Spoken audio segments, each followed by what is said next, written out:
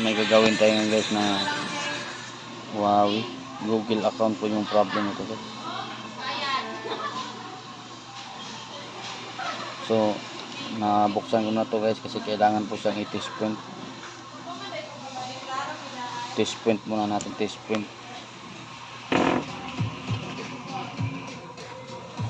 Yan po guys, kailangan natin siyang i-test print para po ma-detect sa computer.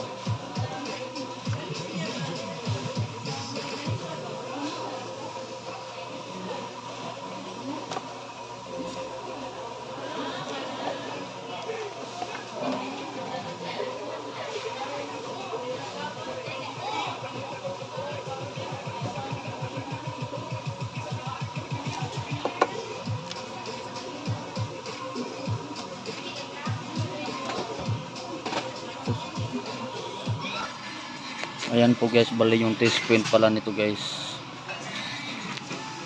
Yung test print nito guys is ito. Yan. Ito po yung test print niya. Tapos ganyan nyo lang po siya guys. Bali i-shirt nyo lang po sa ground para ma-detect po sa computer. So ayan po guys. Ayan po, Qualcomm. So process na tayo sa FRP. I-select nyo lang po guys ito.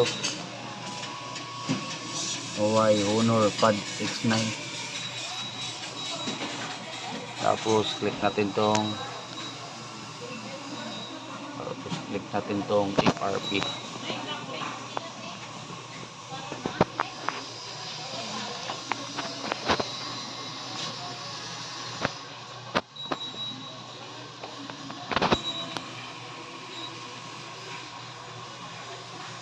Click lang po itong FRP guys. Yan. Tapos hintayin na natin guys.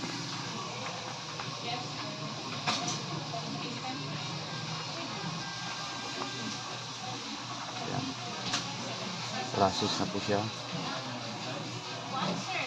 O, ayan po guys, okay na po yan.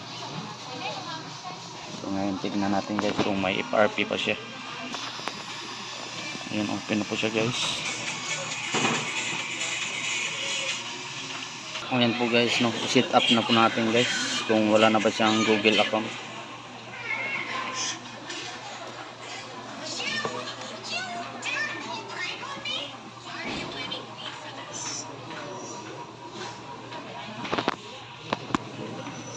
Ayan po guys, okay na po siya.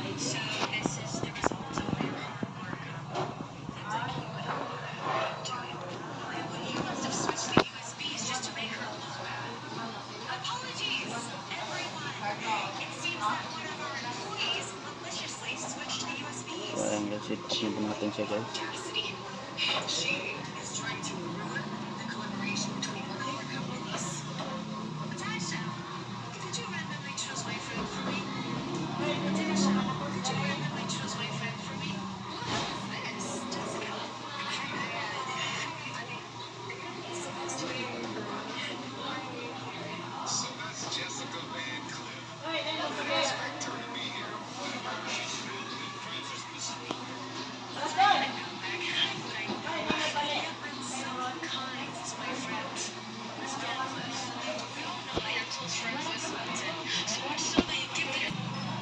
Ayan po guys.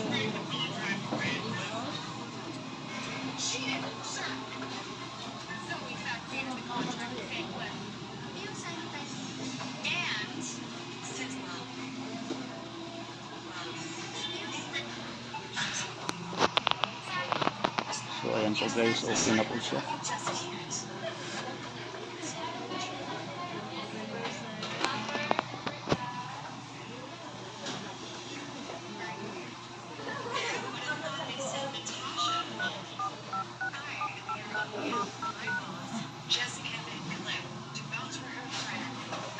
So ayan, okay na po siya guys.